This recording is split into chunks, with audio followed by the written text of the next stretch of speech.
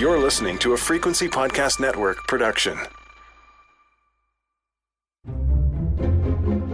I have a confession. 2 of them, actually. First, I have dozens, probably closer to hundreds, of reusable bags that have never been reused. Or, if they have been reused once.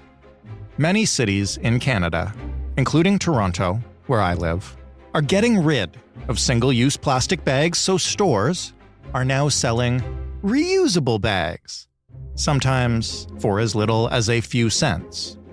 So now I just buy those, and I stuff them under the sink, same way I used to do with plastic bags. Second confession, I cannot physically stand the feel of wooden takeout utensils in my mouth. I am desperately concerned about the environment. I lie awake at night thinking of climate disasters and the kind of world my child will inherit, but still, those things are just disgusting. So those are my 2 confessions about sustainable packaging. I imagine you have some yourself. It is a natural part of adjusting to a big shift in our behavior, and the shift towards sustainable packaging and the behaviors that come with that is almost everywhere. And with that shift come enough questions to make you wonder how we'll ever manage it. So what counts as sustainable anyway?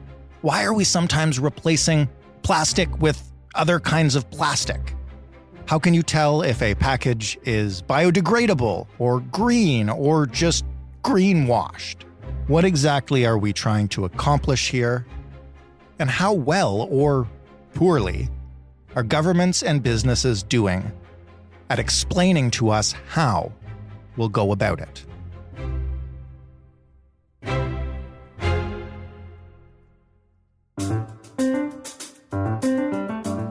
I'm Jordan Heath Rawlings. This is The Big Story. Natalia Lumby is the chair in graphic communications management at Toronto Metropolitan University's The Creative School. Her research interests focus on sustainability in packaging, particularly in the food and beverage industry. Hi, Natalia. Hi, Jordan. Thanks for having me. You're very welcome. I mean, my first question is, because this is a bit of a buzzword, I guess, is when we talk about packaging, plastic bags, and all this kind of stuff, what does sustainability in this context actually mean? Yeah, so way to start with a super small and uncomplicated question. I appreciate that. That's what we do. Yeah. I mean, okay, so the Sustainable Packaging Coalition has a really great definition of what makes a sustainable package. And it's a long laundry list of things. But if I were to point out a few, is that it's safe for people, it's renewable, it's made of renewable materials, but it's also using renewable energies to manufacture. It's sort of designed optimally so that you're not creating waste. And perhaps most importantly, though I shouldn't single any one of these out, it's effectively recovered. That's probably the stickler on these single-use items, is the recovery is quite poor. So when we're talking about sustainable packaging, we're talking about all those things. Mm-hmm. When we're talking about sustainability broadly, of course, we're talking about things that are good for people and good for planet in a really long term. Those are a lot of factors. Yes. Why does it seem like in this case, it basically comes down to plastic versus paper?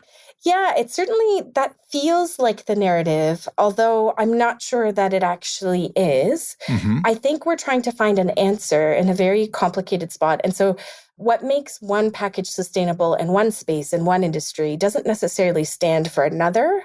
And that's the real difficulty. So packaging is customized manufacturing. Every product has its own set of sort of needs. To the packaging industry, you know, that sort of idiom is almost funny. It's never plastic versus paper. It's what's the best for this particular product. Mm-hmm. But that's certainly how the legislation is positioning it. And I think that's how consumers are understanding it. Right. On the back end, it's not. People are just trying to find the best solutions to package our products, which we have to get them to consumers one way or another. I'm not going to ask you to speak to every piece of legislation in every town, city, province, et cetera, in the country. But broadly speaking, in Canada, what's the direction of legislation towards sustainability? What are we banning, moving away from, et cetera, right now? How's it going? Yeah, so in Canada broadly, we are moving away from single-use plastics in a really big way. So there's big legislation coming. So far, where consumers would have witnessed it would have been in like the forks, straws, now recently bags. Those are the places where it's hit first. But the pollution prevention legislation is next going after food packaging, which is a really interesting conundrum, complex space, because what food packaging does is it prevents food waste. And of course, when we're thinking about sustainability, the thing that has the most impact and the largest carbon footprint is the product. It's not the package, right? So for you to grow, harvest, grind, and deliver to a store a package of coffee beans, that's much more carbon footprint than just the flexible packaging that it exists within. But this is where the legislation's sitting. So we're moving away from plastics. Plastics is not a renewable resource in the way that paper is. And so that's where paper is becoming sort of like a new favorite, because we can always plant and grow more trees and generate paper in a way that eventually we won't be able to do with plastics, at least not the plastics of today. I have to ask you, this is my own personal crusade, because I live in Toronto where plastic bags are vanishing, which is fine. I have no problem with that. I think, as you mentioned, single-use plastics is something we have to move away from. They are being replaced by these, I wanted to call them canvas, but I don't think they're canvas. They're quote-unquote reusable, except nobody ends up reusing them. You end up going to the store, you forget a bag, and instead of bringing home 3 plastic bags, I now have 3 more reusable bags. They're not even expensive enough to be a barrier to make me remember, because No Frills charges 15 cents for them. Is this helping? Is this effective? Because it really doesn't feel like it to me, and I really hope you're going to tell me that I'm wrong.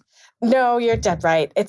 I don't think it's helping, but I think we have to start somewhere, and what we're witnessing is the beginning of that start, right? So in Toronto in particular, it feels quite abrupt. I know our retailers have been telling us that plastic bags are going away, but as a consumer, it feels quite abrupt. And my favorite thing to do now is watch people leave the grocery store and not buy the reusable plastic bag and just try to balance everything that they've purchased, like the milk's on top of the cereal and so on, just a big tower of groceries. I would do that if they didn't only cost 15 cents. So I feel like it costs nothing. So I might as well buy 5 more reusable bags. Yes. And certainly I have seen people leaving the grocery store with 15, 20 of those, right? So what the problem is the consumer behavior hasn't updated to sort of reflect that we're trying to move away from these things. So they're a great solution if people reuse them. And in academia, we use something called life cycle assessment to sort of determine if something is more or less sustainable than another thing. And so the crux with these things is mostly you have to use them at least 50, 60, if not 100 times. Nobody does that. Right. So if you look at that bag's closet, if you can use it for the next 100 days, then yes, it's a great option. But the reality of the consumer behavior is not such that people are coming back with the same bags. And in fact, I've been noticing them on sidewalks, right? So like the thing we're trying to eliminate with plastic bags, we're now creating with these much more durable, they use much more materials than plastic. What materials are there? I said canvas. I know I'm wrong about that. Are these compostable? Do they break down? Are they just as bad as plastic? Well, I can't speak for every retailer, so Right. It's possible that some are using better products than others, but generally speaking, they're a sort of woven plastic. So they are plastic. Yeah, and then there's different ones, the ones that aren't sort of like thin and woven, there's larger ones that are definitely polypropylene. So it just depends. It really depends. But, all that to say is if we look at it from the perspective of we use too many materials, we consume too many materials just by weight alone. Right? So no matter what they're made of, you're using more materials to make them. I see. And so they only make sense if you reuse them much more than you would a plastic bag. I can join you on that crusade. I feel like everybody has their own pain point when it comes to the transition from single-use plastics. Yes. And the thing that really irks me is why aren't we just putting out the corrugated boxes that they have so many of in the back? Right. The way liquor stores do it. Yes. Just put out the boxes. Okay, I want to ask you about some high-profile switches now, because I think these are the ones people notice. So like when takeout containers from big chains, or when a huge company like Tim Hortons totally changes its coffee lids, are these changes towards true sustainability, or a public relations effort or an attempt to kind of get by with like minimum compliance to whatever the new standard will be. Do you know what I'm trying to ask? Yeah. Identifying greenwashing as a consumer is definitely difficult. Mm-hmm. I would say en masse, when a company fully redesigns the materials and the type of package that they use, that's not usually a greenwashing opportunity because it's so expensive for them to make that move. Right. If this was greenwashing, they would just hire, I don't know, Justin Bieber to sell more donuts for them again. Like that would be a more effective use of the funds. And so I think people are acting in the right place when they're trying these different options. Right. I'm a big fan of paper. I think paper products are much better in the long term because you and I will not live to see this day, but at some point we're going to run out of plastic. And so whether you like it or you don't like it, I mean, it's a great option for some things and certainly it's important, but I really love paper for the fact that we can continue to regenerate it. Mm-hmm. And so they're moving in the right direction. The question is, how will they make sure that they're collecting these lids appropriately? And how will they make sure that their material recovery facilities in the area are able to accept them and recycle them? Because, of course, they're positioning them as recyclable products, but that only goes as far as your local MRF will accept them, your materials recovery facility. How much of this is a messaging challenge for companies or for governments or for whomever to get people to understand how to use these new products? Oh, I think that challenge is massive. I can't count the number of times I've seen people hesitate in front of a garbage bin and not know what to do with a coffee cup. I mean, so I'm like far in one end of the spectrum where I would say the whole thing is the problem to begin with. And it's a problem of we don't have time to sit down and have a real cup of coffee out of a ceramic mug that we can wash and reuse. That's the real problem for me. They would need to invest in educating their employees because that's the point of contact that you have when you buy those cups, right? Like if everybody that you buy that coffee cup from can say back to you, put this in the recycling bin, then people will start to understand how to do that. Because it's confusing. The paper cup is not paper. It's actually plastic. You have to put it in the garbage. Well, is this lid any different, right? Like these types of questions arise for consumers. And I think it's changed back and forth a lot. And so it's inconsistent.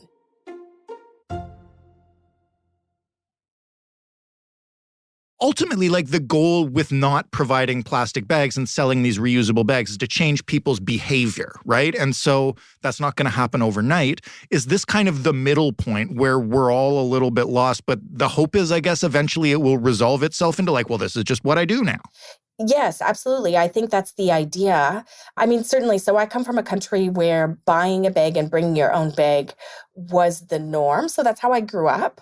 And it's difficult to shift consumer behavior. I think you're right to point out the price point, that 15 cents isn't enough to force people to remember their reusable bags. But we also have to consider access, right? Like These are food places and prices are insane right now. And so the last thing we want to do is make families pay $1 per bag. So I think it'll be a long and slow transition. Again, I wish that the solution was existing packaging. Mm-hmm. To my mind, it's simple to put out corrugated boxes. And I think that would go a longer way. And it makes me skeptical as a consumer because it's a new revenue stream for, grocery giants to sell these bags. What is the biggest challenge on the road to truly sustainable packaging? Is it the retailer? Is it consumer behavior? Is it messaging? Where are the roadblocks? Who shall I pick on today? Yeah. So I would say in the Canadian marketplace, the retailer has a lot of power and they do a lot of good with it. It's not to say that they don't. They control a lot of what goes into the stores. And oftentimes they have pushed for more sustainable options. I'm a systems researcher and we believe in a concept called bringing the system into the room. Every one of us plays not a small part in the system. And so for me, I think consumers, it's really important. But at the end of the day, it's legislators working together with the people who provide products into the market and packages into the market, because part of what's challenging is packaging is it's not the expensive part of manufacturing a product for the most part, especially in food, right? So like the box your cereal comes with is sort of the least of your worries, if you will, as the brand or as the retailer. It's difficult to make those changes unless you're working together, either in a coalition or together with the government to legislate. And then, when consumers are out of options, hopefully they'll make the right decisions. But everybody needs supports to move this system. And I think it will move rather slowly, unfortunately. I want to ask you a few questions about packaging itself and just how people can tell. The first one I have is biodegradable packaging, or at least that's how it's advertised. The stuff that K-cups are sometimes made of for coffee makers, or some takeout containers claim to be. Is that stuff really biodegradable? There's a lot of controversy around them. There certainly is. And so I'll say a few things about biodegradables. Certainly, the first thing I want to say is we have to start somewhere. Sure. Right? So anything I say next in terms of how well it's doing or how well it's not doing, it is at the beginning of its life. And so to just say, well, it's not as perfect as we want it to be, let's not develop it at all, would be silly, because that's how materials work. We have to work through the development. The challenge is recovery. And so consumers knowing where to put biodegradable products and the facilities knowing how to process them is a really big challenge. So they look a lot like plastic, like regular plastic, and they're actually contaminating those streams in some cases, which is a problem. So we sort of lack the infrastructure to be able to process some of these things more easily. And in future, I think there'll be sort of smart sorting to be able to enable us to do that. There's a lot of conversation around, when we make packaging out of food, does that take away food sources for people? It's a really challenging sort of area. But what I do know is for some applications, we need plastic-like materials. Maybe not just in packaging, but we need that material to develop. And so over time, hopefully, it becomes developed in such a way that it's responsible, it's coming from a renewable resource. And the more of it there is, the more people will be able to recover it and sell that recovered product. What are a few things that you look for when you're going to a restaurant or a fast food place or a store and you're trying to determine for yourself what about their packaging is sustainable? Yeah, so the most powerful thing you could do as a consumer is honestly to buy less, right? And so to think about your purchases more and not to be wasteful in that way, because that will in and of itself reduce the amount of packaging that you use. Right. Where available, to buy without packaging is really wonderful. So I'm a big proponent of going to what locally in Toronto would be Bulk Barn, right? So like a bulk store where you can bring your own container, fill it up. Those are wonderful options, especially in the food space. And then just reading the package. There's quite a few different types of labels on different products where the manufacturers and the brand owners really try to tell you what you need to do with that package when you are throwing it away. There's often quite a bit of information. So look for it, read it and see what it says. And then, of course, every municipality has its own resources to tell you if something is recyclable, if it's going to landfill, or if it's okay to be composted. And in Toronto, locally, we have something called Waste Wizard, which is a phenomenal sort of online application. You could type in a product and it'll tell you where you can go with that product. So I think there's really no magic bullet that I can give consumers other than look for less, right? So try to reduce the amount of consumer packaging that you use. If you're shopping online and it gives you an option to reduce the amount of packaging, do so, right? If you can reduce the number of trips with an online retailer, do so, right? That's fewer boxes used. Those are key decisions. If the ultimate goal is to move towards no packaging or totally reusable packaging, and the situation is urgent, are we moving too slowly? Are we making good time? Because it really seems like, we're giving companies and people an out by offering like, okay, you have to move away from this, but don't worry, you can still use these bags that are also made of plastic as long as you charge people for them. Like, it seems like baby steps. Like, I think, yes, we're moving too slowly, but I think every sustainability-focused researcher would tell you we're moving too slowly, right? So we don't feel the urgency of future nearly as much as we should. And I think maybe it feels like we're in a sort of transition turning point. Certainly the weather this summer around the globe has been spectacularly wild. And so I think people are waking up to the fact that, this isn't future generation. This is this generation that we're going to have some of these environmental crisis problems. So hopefully consumers will start to pay attention. But I would stop short of saying that it's an out, because I think, we sell things and we buy things, and we have to do that one way or another.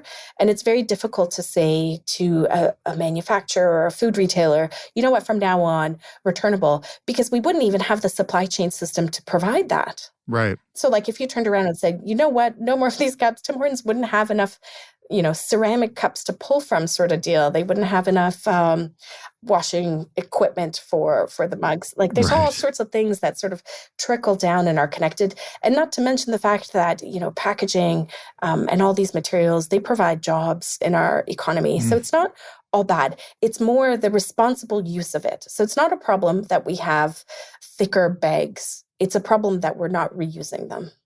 Right? So focusing on doing the right thing with the products that we're creating is really, really important. Last question. Why do you think we love single-use plastics? I mean, I don't want to speak for everybody, but nobody's saying no to bags or plastic cutlery. People complain about when they're replaced with paper, especially cutlery, because fast food wood cutlery is kind of crappy. Oh, it's so awful. It is, right? People like their plastic stuff. I know when the straws came through, there was a big conversation about accessibility, which is important. But even just in general, we love disposable plastic crap. Why do we love it so much? And how will we know when we finally switch that mindset? So I beg to differ. I think we love packaging that functions well. And so the replacements haven't functioned as well as plastic has. There's a reason that plastic is as popular as it is. It's a very well-functioning product. It feels good in the mouth if you're talking about cutlery. It stands up to a long time in beverages. And so it does a really great job. What it doesn't do is decompose, right? So that's where the problem is. I think it's a philosophical answer, to be honest, Jordan. I think we are starved for time. And so we don't have the time to make the right decisions. Everybody I know has a favorite spoon. Can you imagine your drawer at home? Yep. And the one spoon that you use that you're like, this is my spoon. I love this spoon. Yep. It's not a plastic spoon, is it? No, it's a real spoon. It's a real spoon. And so if we could get to a place where we're using these beautiful, real products that actually, our parents and grandparents would have grown up using, I think those are the products that people love. I don't think they love single use. I think they don't have time to use something different. Okay, one more last question then. What is the utopian vision here? Is it that I bring my favorite spoon with me, and I also bring a reusable mug with me and a few reusable bags and a reusable takeout container in case I want to bring something home, and I pack that all into my knapsack and I go about my day? And I'm not saying this sarcastically. I'm asking, what's the end game? Yeah. And so for me, the utopian end game is that you sit down and have a meal, ideally with friends, without the need of any of those things in your bag. Oh, that's the utopian version of this, right? It's really living in a world where we consume less, but enjoy more. That would be the utopian version for me. Sit down, have a meal, have a few laughs. Less plastic, more laughs. Oh my goodness. What a great tagline. It's yours if you want it. No, all yours. Thanks again for this. This was lovely. Appreciate you having the conversation. Thank you. Natalia Lumby of Toronto Metropolitan University. That was The Big Story. For more, head to thebigstorypodcast.ca. If you have confessions around sustainable packaging, we would love to hear yours, just personally, so I'll feel less like a failure. You can send them to us. You can find us on Twitter at TheBigStoryFPN. You can email them to us, hello@thebigstorypodcast.ca. And you can call and leave a voicemail. That's quite sustainable, 416-935-5935. You can talk to us about anything you want, really. We're always listening. The Big Story is in every podcast player. If the podcast player you listen to it in allows you to give us a rating, or even better, to write a review, because that helps other people find the show. If you haven't done that yet, please consider doing it. It is the best thing you could do to support this show, aside from giving us money directly. Thanks for listening. I'm Jordan Heath Rawlings. We'll talk tomorrow.